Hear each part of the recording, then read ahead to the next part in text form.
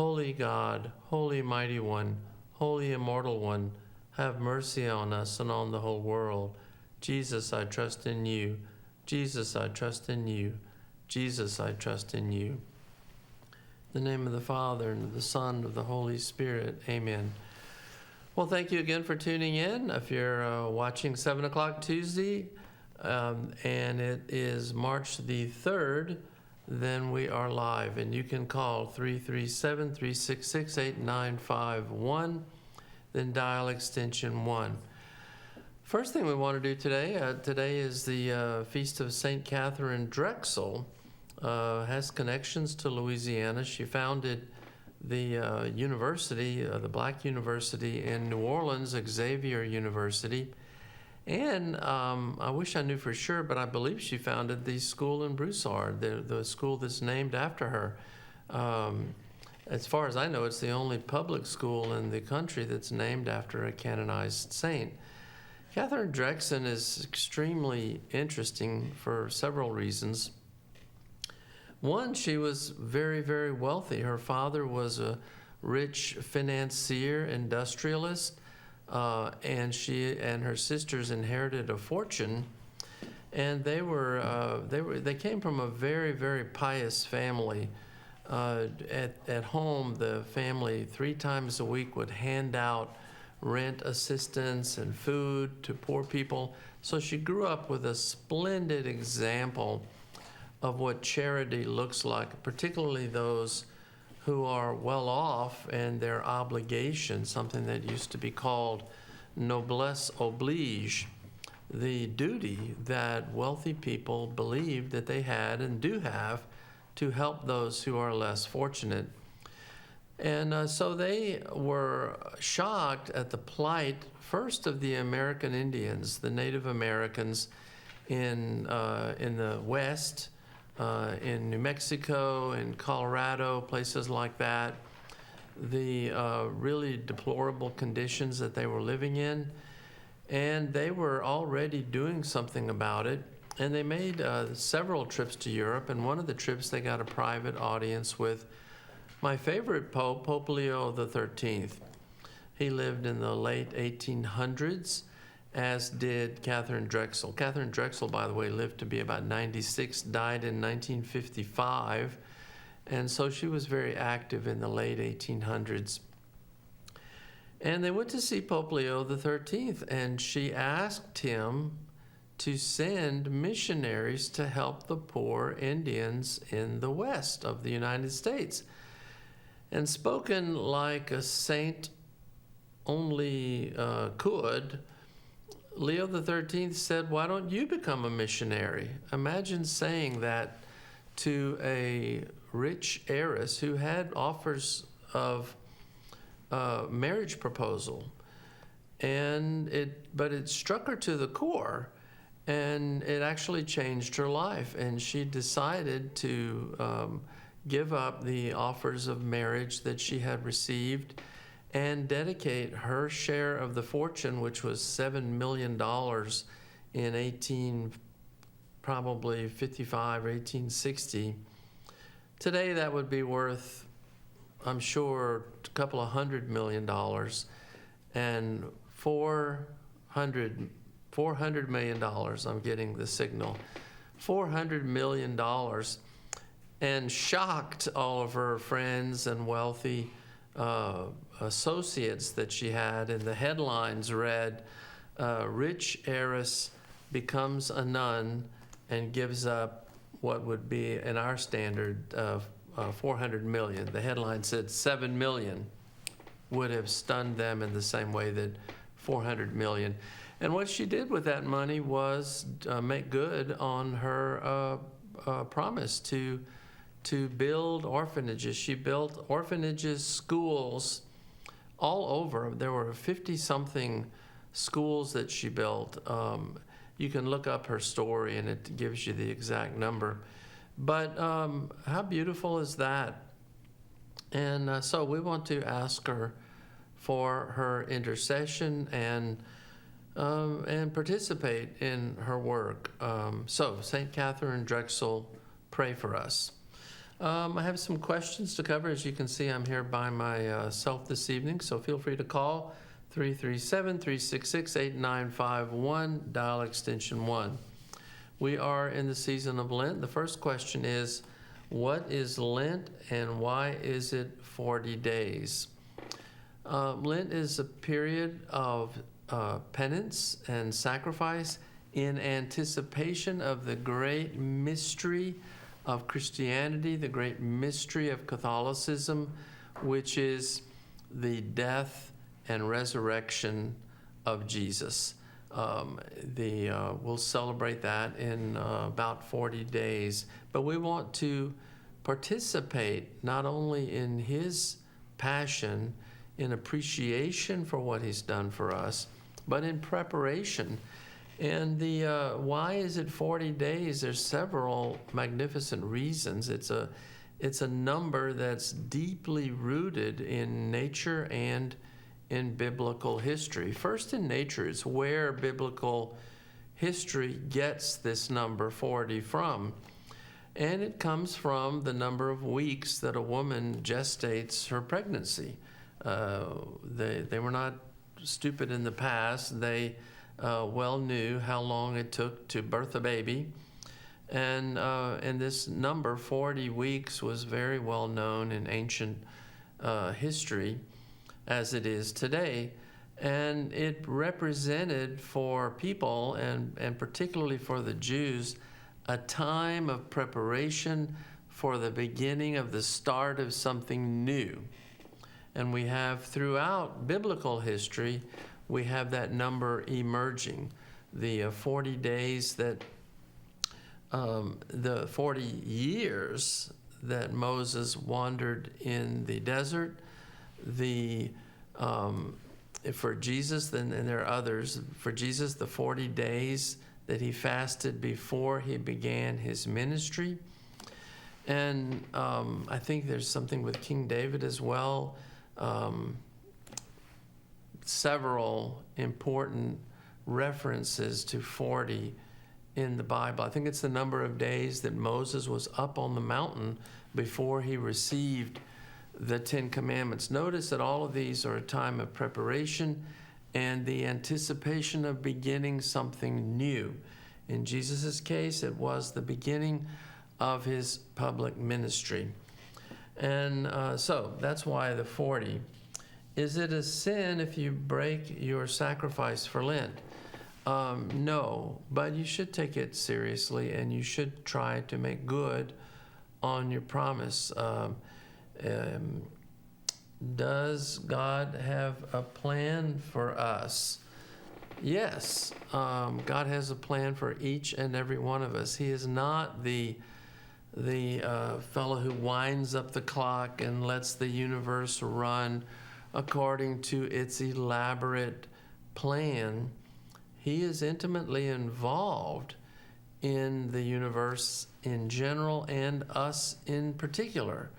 He loves us. He wants us to lead good lives of trust in him, being open to his will for our lives, so that we can learn how to love in this life, so that we can love him in eternity for the next. So everything that happens to you, it may be a lot of great things, it may be a lot of tragedy.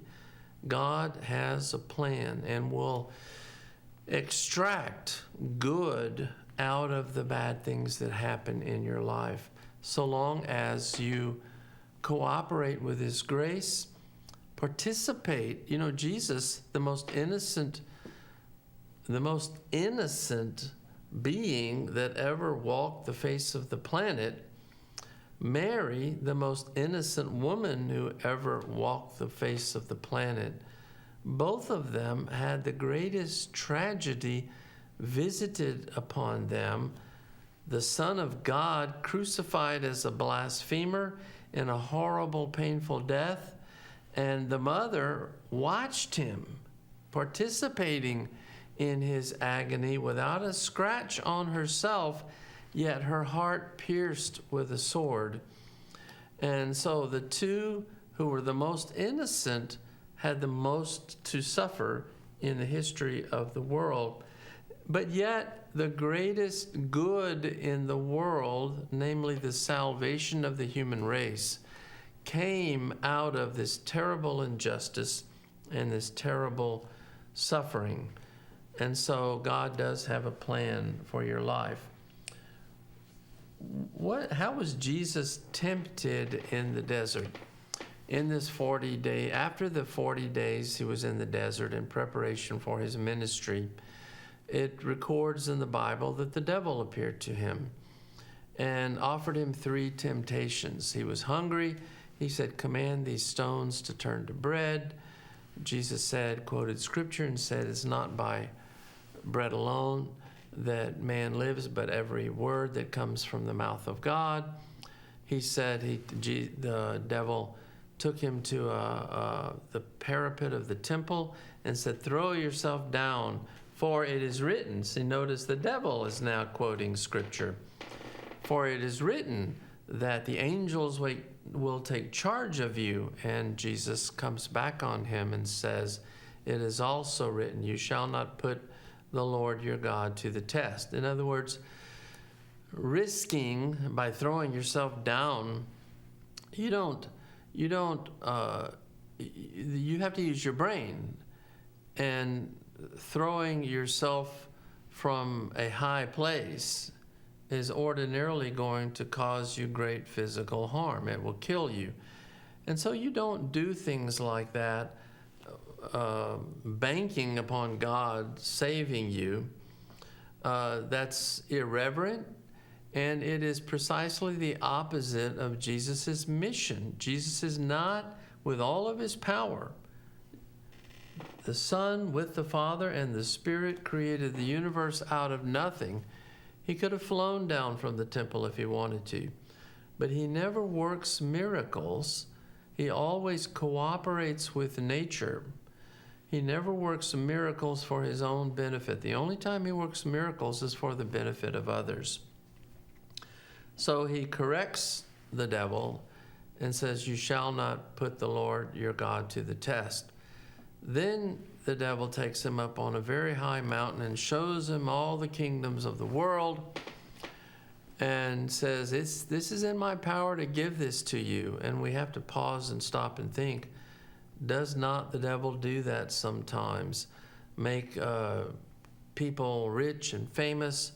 And some of them, you have to wonder, did they make a pact with the devil, selling their souls, which are very precious to the devil? He wants desperately to insult God best he can. He can't hurt God, but he can hurt the things that God loves, namely human beings. He can deface God's creation.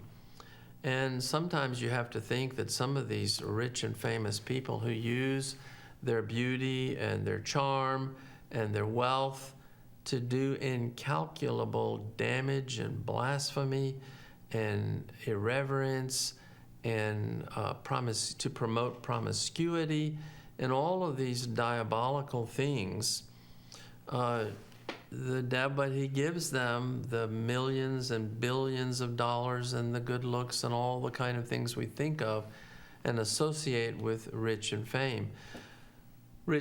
and fame. The devil has this power in a sense to give this to people, which is not holy in itself, could be used for holy things, but the devil does not do this in order to make people virtuous. In fact, it's a perfect segue to talking earlier about the fortune of Katherine Drexel. She used her fortune for the benefit of others, which is ultimately why God always gives favors to people. But the devil says, "Hey, I will give this to you, make you rich and famous, if you bow down and worship me." And finally, Jesus has had enough of this, and he says, the Bible says, "God alone shall you adore." And with that, the devil left, and angels ministered to Jesus. So when these temptations that the devil presented to Jesus, sometimes you'll hear people act like, oh, the temptations as if Jesus was intrigued by or considered them. So a temptation in itself does not imply whatsoever that the person being tempted has any inclination to. Jesus didn't have to struggle with that. He knew it was wrong. He was in possession of himself, and he was never for a moment drawn into for selfish purposes, which would be sinful. Jesus, of course, never sinned, indeed could not sin. Sin is an offense against God. Jesus is the God-man. So he cannot, did not, would not allow any temptation, even as the devil presents it. That's a temptation, but it does not mean that Jesus was inclined to succumb to that temptation. No, he without effort resisted manfully, in full possession of his powers, to not participate in the devil's plan. Why does God permit evil? For the simple reason that God made a class of creatures, namely human beings and angels, free. He wanted creatures. He created many creatures who were not free. We call those animals, insects, all the moving and living things. Those things are creatures made by God that reflect something of God's glory, but they're not free to say yes or no, do this or that. They simply follow their inclinations, their passions. Even the more intelligent animals like monkeys or lions or horses or the nobler animals, they still are not free.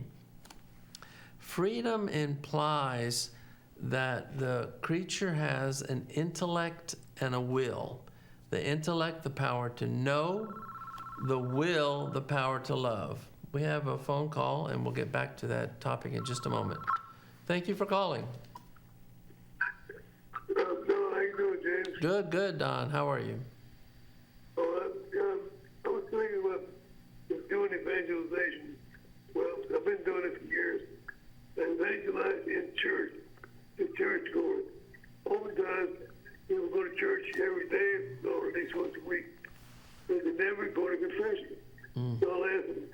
First thing I'll ask him after I get to know him, first I say, where are you from? Can you go to mass? Then I ask him, when's the last time you went to confession? Well, if they haven't going to confession, I counsel to go. Just because somebody's going to church, don't mean they're going to confession at all. I found many people that have been in confession years, 20 years, 30 years, since they made the first communion. Wow. Which one?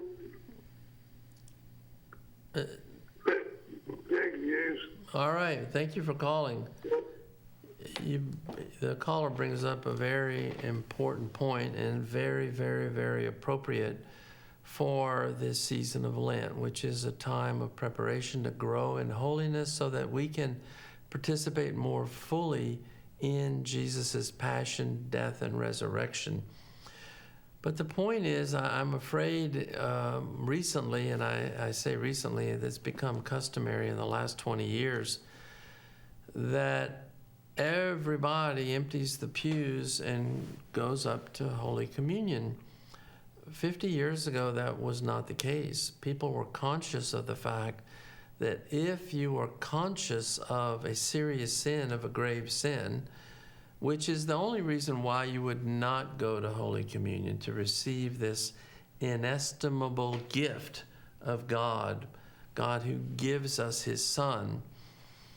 But if you're conscious of grave sin, then you should not go to Holy Communion until you've been to confession to have that guilt forgiven. When you go to Holy Communion, God is giving, let me back up a little bit. You know, the whole idea of exchanging gifts was very popular in the ancient world, even in the pagan world, even in the Roman pagan world. People who were wealthy would consider it an obligation to give gifts, and if they knew the person could not really afford a great gift to give in return, they would make their gift all the more, the greater, so that the person receiving it would have something to give back. And the gifts would go back and forth like this. It was quite an art form. And the nobler pagans would use it as an opportunity, not just to enrich their friendship, pardon the pun, enrich, but to show their affection and allow the person receiving the gift to have something to give back in return, so that they would have the dignity of giving something to them. And we see this in God. God gives us the greatest gift, that is the body of his Son, gives us his Son, gives us the Spirit. I'm going to try to keep my train of thought, but let's take this call. Thank you for calling. Jim, I got a question for you. All right. You mentioned that passage from Matthew regarding the temptations of Christ. And what was interesting to me, which I've had in my mind, and you bringing it up is the reason I'm asking this question, is that I forget which I think it was the second one or the third temptation where Satan brings Jesus to the holy city and then made him ascend the parapet of the temple, which gives the implication that he had power over Jesus to do that. Well, I'll hang up and listen to your comments. Okay. Yeah, I just reviewed the temptations, and thank you so much for calling. The temptations, I'm not sure if they're recorded in more than one gospel, so there may be a different version. In fact, if someone looks it up, you can call me and let me know if that's recorded in more than one of the gospels. But the temptations were, first, Jesus is hungry. He said, "Command these stones to turn to bread." The second one, he brought him to the parapet of the temple. I don't remember him saying that the devil made Jesus ascend to the parapet of the temple. I assumed that he just brought him, and the devil would have power. Satan, particularly, the lead devil, who was Lucifer. When you hear the word Lucifer and you hear the word Satan, you're talking about the leader of the demons.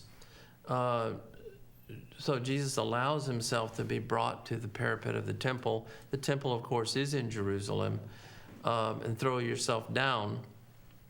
But I'm not sure if it says made Jesus ascend. So maybe so. The third, and there we see, of course, a picture of St. Michael, who overthrew the devil, if we have time, who overthrew Lucifer. If we have time, we'll talk a little bit more about him. We talked about him quite a bit a few weeks ago. The third one was brought him to the top of a very high mountain. It doesn't identify the mountain, best I can remember. But those were the three temptations, the three scenarios.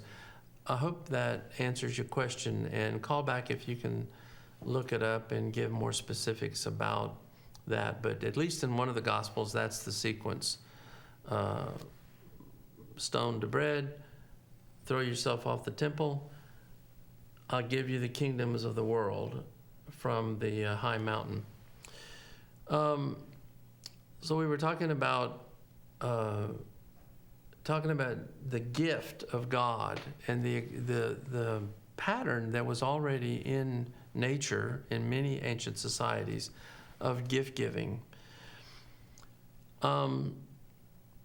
The word, by the way, that's translated grace in the Bible is a Greek word, charis, which means gift. That's what it means, gift. So we have Almighty God giving to the human race the greatest gift that he could possibly give, which is his Son and his Son's Spirit, which would come at Pentecost. But he also, in doing so, gives us the dignity of this return gift, because that's what we do at Mass. We're giving with Jesus, who's giving himself, who allows us to give him and ourselves to the Father. Jesus, who empowers us to donate ourselves in that way. And with him, you say it at Mass, through him, with him, in the unity of the Holy Spirit, all glory and honor is yours, Almighty Father, forever and ever. So this idea of God giving us a gift first, that's why St. John says, we're talking about love. He says, love consists in this, not that we have loved God, but God loved us first. You might think, well, that's not an important point to make, but it is the point, because it's God's love he gives to us, which empowers us to return it, to give ourselves in love to him. And on the back of the monastery, at the Carmelite monastery, there's these beautiful words, love is repaid by love alone, from St. John of the Cross. Love is repaid by love alone. You can't give God your money. I mean, the money given to the church enables them to exercise their ministry, but God doesn't need your money. What God wants is your heart. He wants your love, which is the only thing, a million billion years from now, when this universe is toast, everything, the money, the gold, the diamonds, everything is going to be worthless. In eternity, the only thing that's going to matter is your power to love. This eternal exchange of loving an infinite being who loves us with a love we can never comprehend, and an eternity of learning and loving God and never exhausting. You never get to the end, never, ever, ever, ever, ever, and you'll say, I figured God out. I finally figured God out. You'll spend all of eternity enthralled with the journey and the adventure of living and loving God. Now, to conclude with the previous caller's comment about people going to communion but not going to confession, this gift of God that he gives to us, the body of his Son, so that we can consume him.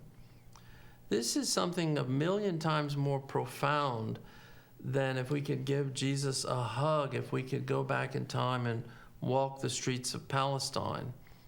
But if you walk up to Jesus as Judas did and give him an affection, a symbol of affection like a kiss, Jesus is going to say in eternity to you, if you have gone to communion and gone to communion and you've gone to communion, all the while disobeying his commands, interiorly arguing with God, God says this is wrong, and you saying in your infinite wisdom, no, it's not wrong, I'll do it anyway. And then you walk up and give him a kiss. It's exactly what happened to Judas. And it's going to burn Jesus' cheek, who's going to call you on it. As he did Judas, he's going to say, what? You betray the Son of Man with a kiss? With a sign of affection? I mean, you could just hear Jesus' heartbreak, like, I wish you'd have sent me an email instead, but don't, throw a rock at me if you're going to betray me. Don't act like you love me, and that is the betrayal. That's the sign that's going to deliver Jesus over to his enemies and cause his crucifixion and death, this sign of affection. The similarities are extremely similar. So, I'm sure many people who go to Mass, God bless you if you do, but you don't think about it. You think you're doing something holy, and you are. But beware if you are secretly engaged in sinful behavior, particularly if you know it's sinful, you should know, and you just keep going to communion and don't bother going to confession and trying to amend your lives. So I think that's the point of the caller, and this is something we all need to take seriously. If it's been more than a year since you've been to confession, you need to go. If it's been 20 years, you are flirting with disaster. You are riding a motorcycle on a mountain road without guardrails, going 80 miles an hour, and without a helmet.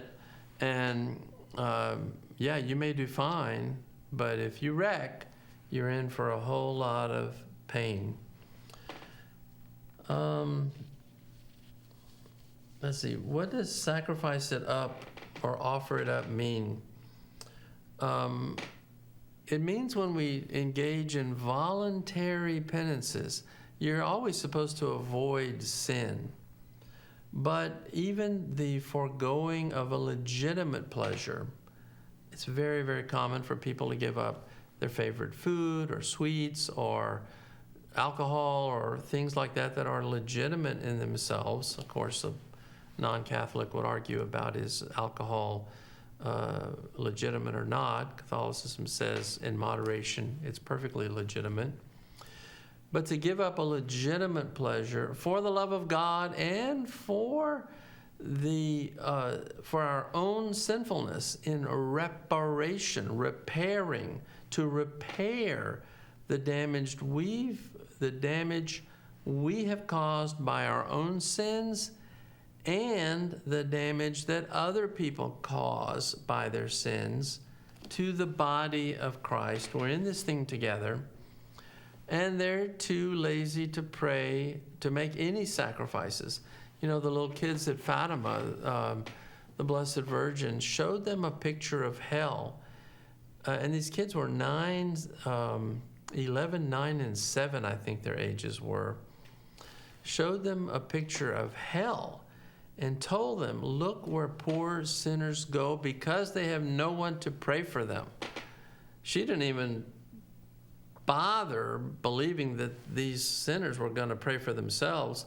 She was telling these little kids, you could save them from that terrible, eternal place of suffering with your sacrifices. Until they died, they did heroic sacrifices.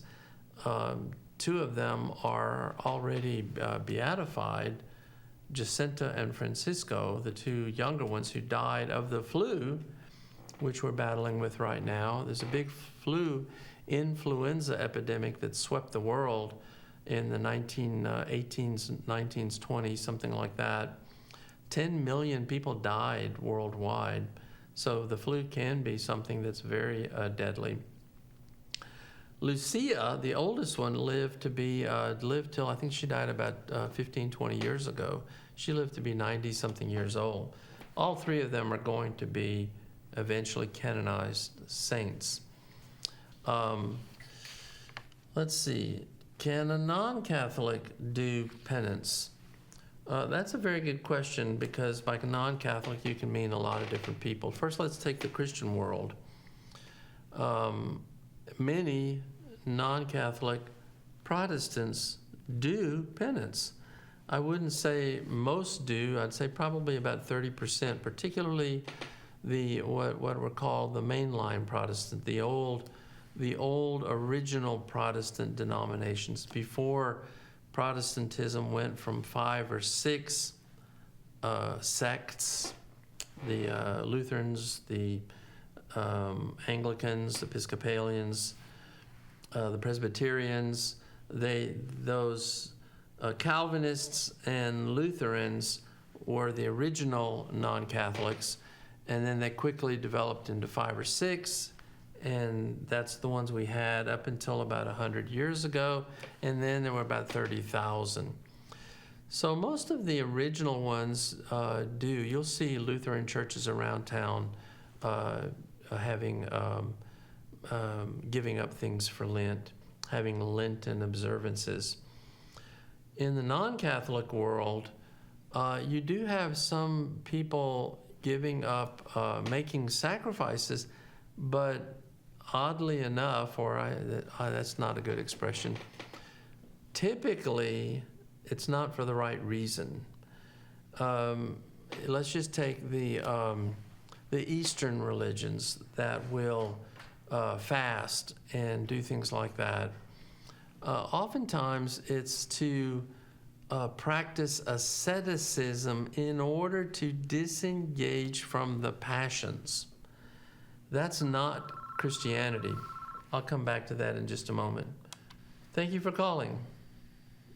Yes, I heard about first sacrifice and do penance for Lent, but I was always taught, like, at the end of the day, every little thing you gave up, maybe didn't watch your favorite show, didn't eat a dessert, or just trusting in God and say, pray, hope, and don't worry, and really not to worry. That's a gift you're giving to God, because God gives you so much that is actually something you gave to Him, which I think is very beautiful. And I also say one of the things that so bad at our time, they're talking about all people who have everything, is how, or the Democrat Party is actually wouldn't even pass the vote on if a baby is born after abortion. It's fine, it's alive, it's a baby, a human being, just go put it in a closet and let it die. Well, if I don't know what evil is, that is what evil is. And I think of all the people who are voting for the politicians that are doing this, parents who are allowing this, and you voting for them, you're going to be held responsible, because that's being lukewarm and not caring about thou shalt not kill. So can you elaborate just a minute or so on that? So I'll hang up now. Thank you so much for calling. You bring up a good point that by necessity, Christians who are interested in their salvation have to pursue righteousness, which just means having a right relationship with God. And the foundation is justice. What is the definition of justice? Let me pause that for a minute. I just want to finish so I don't forget what I was talking about earlier. In the non-Christian religions who practice asceticism, generally they're trying to disengage from the world, experience what they call nirvana, which is a peace that comes from not being moved by the passions. Now, that's not Christianity. Christianity acknowledges that we have feelings, we have emotions, but for the love of God and for justice sake, we govern the passions, we point them in the right direction. Every passion that we have is meant to have a noble purpose. To fear, for example, well, if bullets are flying, it empowers you to run faster, either away from the bullets, or if you can do something about it, toward the bullets. All of these passions are put there by God to use for noble purposes. But oftentimes they drive us to cowardly purposes or to even sinful purposes. It's not disengaging from the passions where virtue lies. It's properly ordering them to do great things for God and neighbor. So now, what the caller, the question the caller just posed about voting for bad politicians. We have to live lives, before we even talk about love, love is the end game, love is the goal. But before we talk about love, we have to first fulfill the requirements of justice.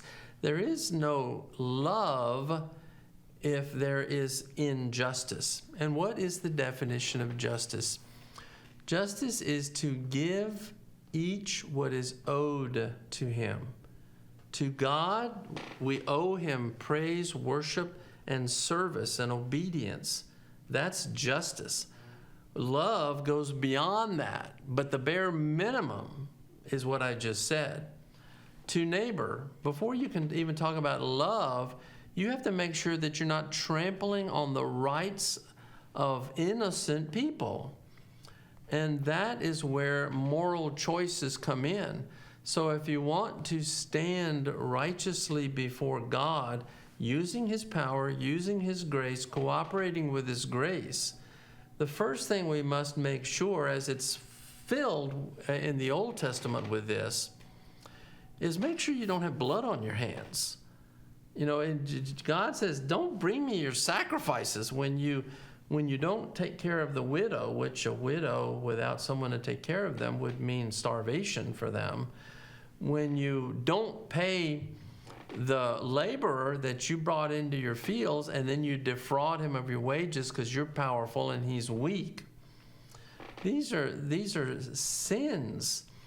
And so, and if you kill the innocent, their blood cries out from the ground to God for vengeance. Just like when Cain slew his brother Abel. God says, where's your brother? I don't know. Am I my brother's keeper? His blood cries to me from the ground. So we have to make moral choices that begin with the satisfying the demands of justice. Then we rise above that, as we have to do. And then love. But you can't love if you are killing babies in the womb and voting for people who make it possible.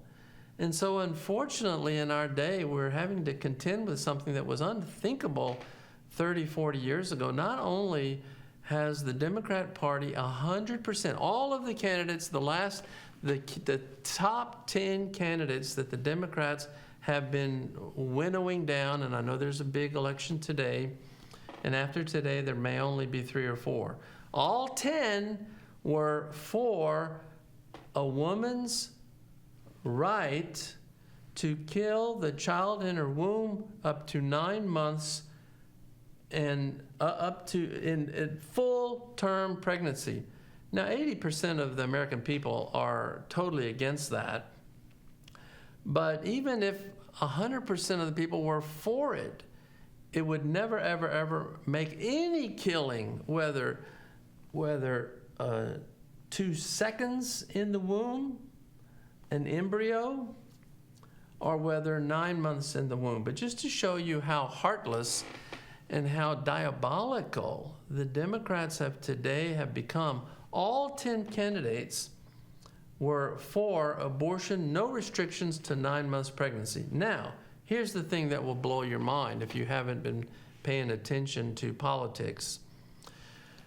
The House of Representatives, which is under Democrat control, 85 times in the last 6 months have tried to force a bill which has been defeated in the House 85 times in a row, which would simply say this: if a child is born due to a botched abortion, which is defined as an abortion that did not succeed in its stated purpose of killing the child in the womb, if a child is born, and guess what, it happens several hundred times a year in this country.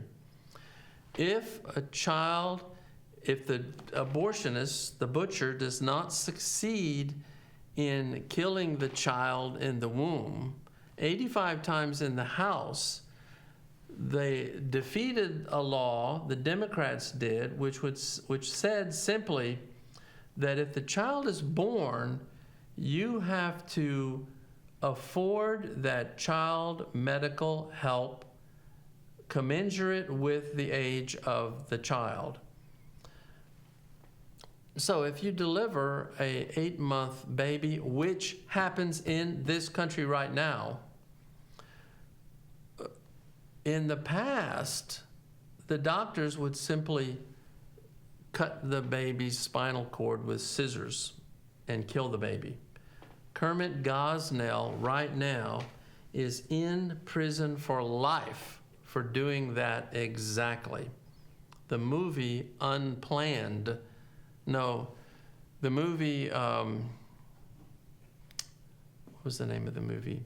Gosnell, I think, was the name of the movie. Gosnell.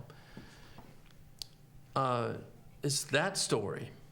Now, so what they do now is the baby's born, and so because they can't kill the baby directly, they just put the baby in a closet and let them cry themselves to death. Freeze, without blankets, cold, they die. It may take a day, it may take a few hours. The Democrats in the House have blocked legislation to prevent that.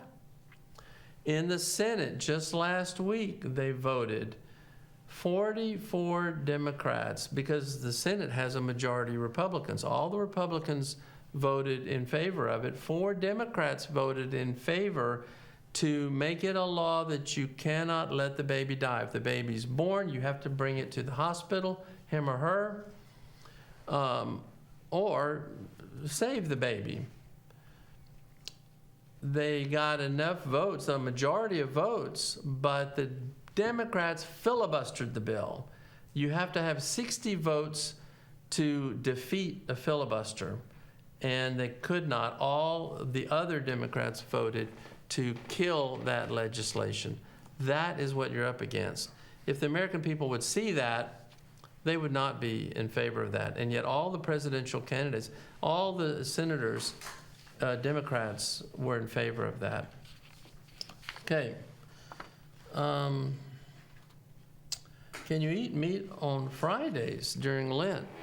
For Catholics, Fridays during Lent are a day of abstinence, which means that you have to abstain from meat as long as you're healthy and you don't have some medical condition that requires you to eat meat.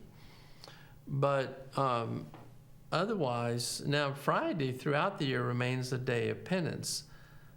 Used to be, when I was a kid, you couldn't eat meat on any Friday.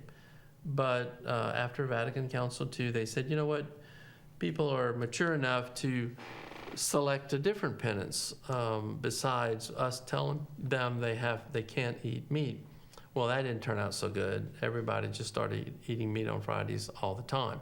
However, the church does say it's a grave sin to eat meat on Fridays during Lent.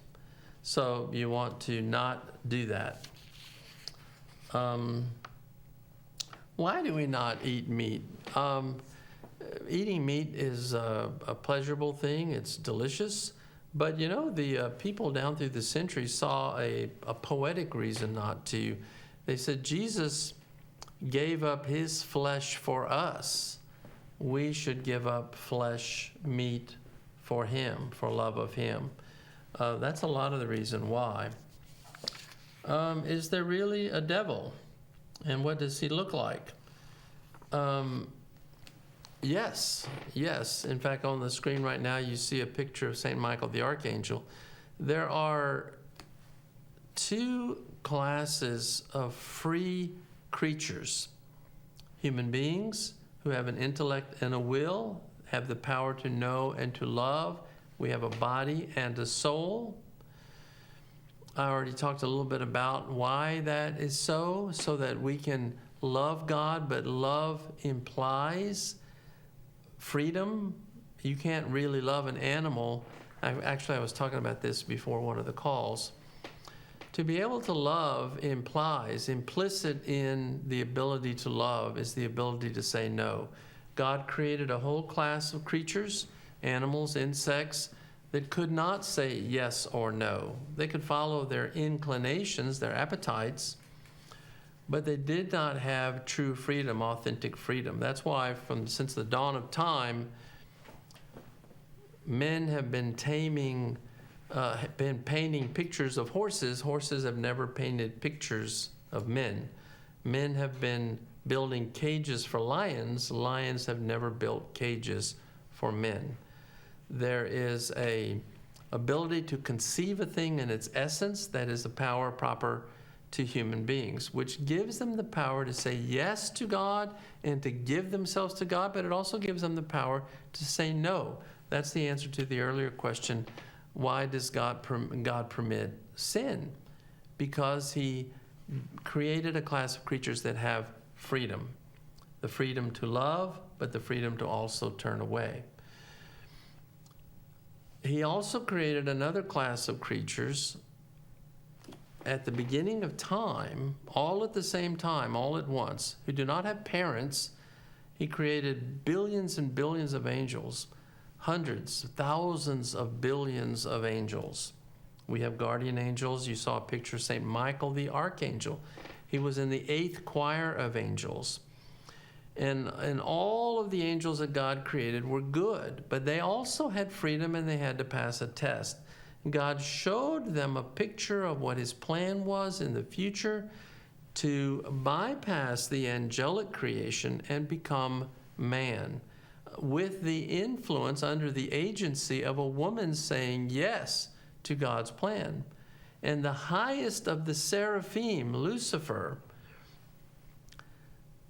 didn't like it. Now, he didn't say, oh, I can be like you, God, I can overthrow God. He just didn't like God's plan in a moment. And St. Michael, the picture you saw on TV, who was in the 8th choir, it's like David and Goliath.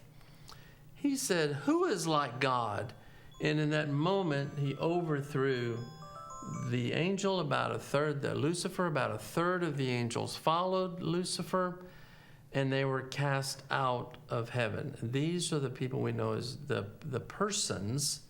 They're persons, don't have bodies, they're pure spirits who are demons, who are devils.